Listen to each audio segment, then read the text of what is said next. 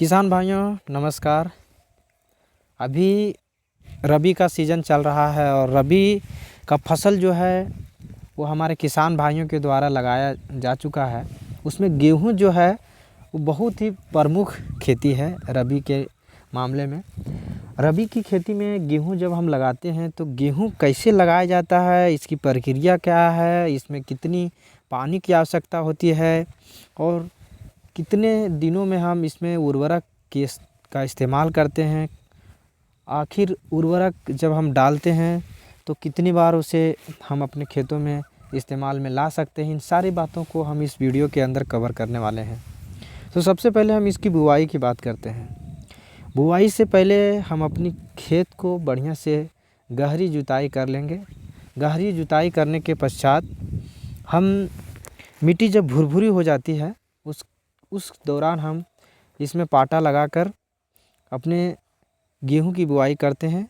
और बुवाई करने के पश्चात 8 दिन के अंदर हमें अपने खेत में नमी के अनुसार पानी का छिड़काव करना होता है।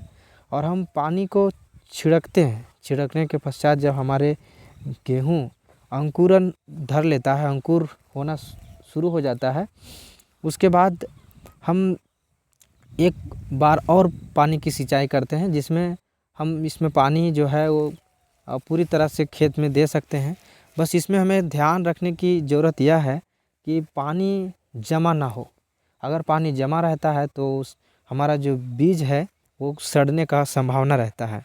तो किसान भाइयों, जब हमारा अंकुर धर लेता है और जब गेहूं थोड़ा सा बड़ा हो जाता है, जैसे आप देख रहे हैं 1-2 इंच का जब हो जाता है, तब हम उसमें पटान करते हैं। और पटान करने के बाद हमारा खेत के नमी के अनुसार हम उसमें सिंचाई बीच बीच में करते रहते हैं।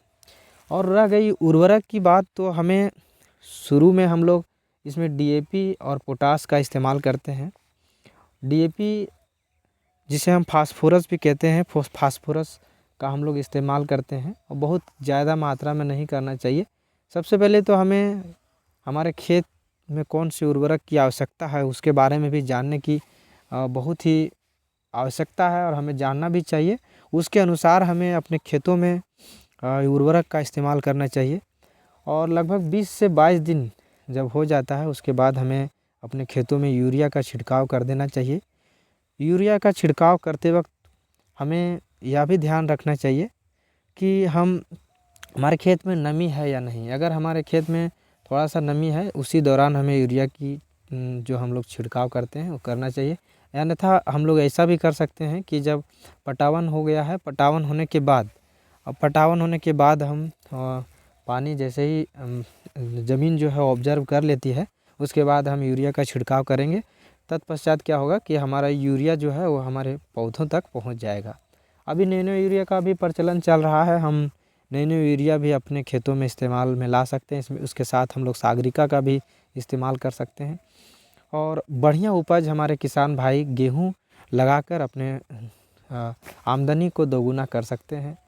और किसान भाइयों, रह गई बात कि हमारा जो खेत है वो उस पर भी डिपेंड करता है कि हमारा खेत किस प्रकार का मिट्टी है। हमारे झारखंड क्षेत्र में लेटराइट मिट्टी होती है, जिसमें हम लोग अपने सुविधा के अनुसार उसमें गोबर का इस्तेमाल करते हैं। बट हमारे कोई भी खेत हो, चाहे वो किसी भी क्षेत्र से हो, वहाँ गोबर की आवश्यकता बहुत ही अधिक होती है। और गोबर हमारे खेतों में अगर होता है तो बहुत ही बढ़िया होता है, क्योंकि जैविक खाद जो है वो हमारी मिट्टी की जो फर्टाइल शक्ति है उसको बरकरार रखती है।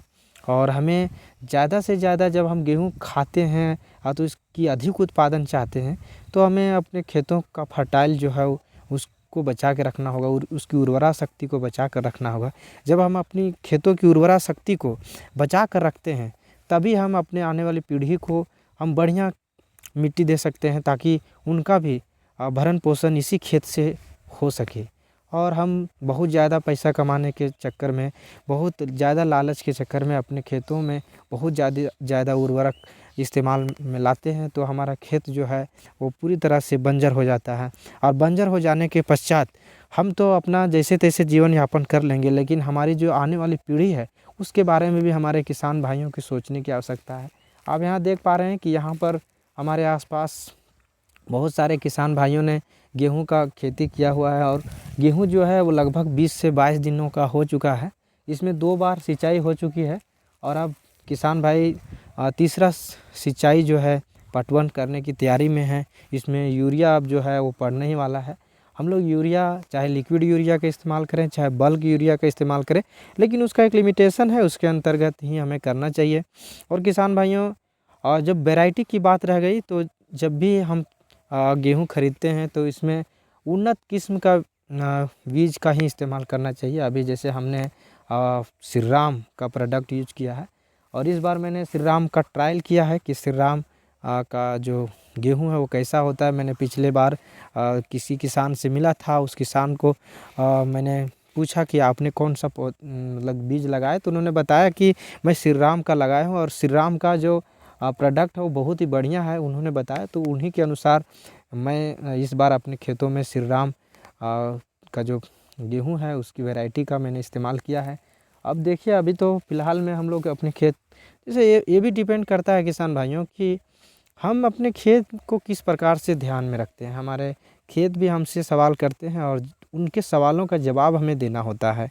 किसान का पहला फ़र्ज़ बनता है कि उनके किसान ही करने के दौरान जब उनके फसल उनसे सवाल पूछते हैं, लोग बोलते होंगे कि भैया आपका फसल आपसे सवाल कैसे पूछेगा, लेकिन हाँ ये आप जो हमारे किसान भाई हैं जो बड़े पैमाने पर खेती करते हैं उनको ये पता है कि उनके फसल जो है उनसे सवाल करते हैं और उनके सवालों का जवाब जब किसान सही तरीके से दे पाता है तब उनके फसल जो है हमेशा खुशहाल रहते हैं। जिस तरह से एक परिवार का एक जो मेन मुखिया होता है वो अपने परिवार को चलाता है, उनके परिवार के सदस्यों की हर समस्या को समझता है, तो वही परिवार का जो मुखिया होता है वो सक्सेसफुल सफल मुखिया कहलाता है। उसी प्रकार से जब किसान अपने फसलों की बातों को समझना शुरू कर दे, वो समझने लगे कि हमारे किस खेत जो है हमारे फसल जो है हमसे क्या सवाल कर रहे हैं, तब उनके जो फसल है उनसे काफ़ी खुश रहेंगे। और किसान भाइयों मैं आशा करता हूं कि आपको फिर मिलूँगा अगले वीडियो में। तब तक के लिए आप सबों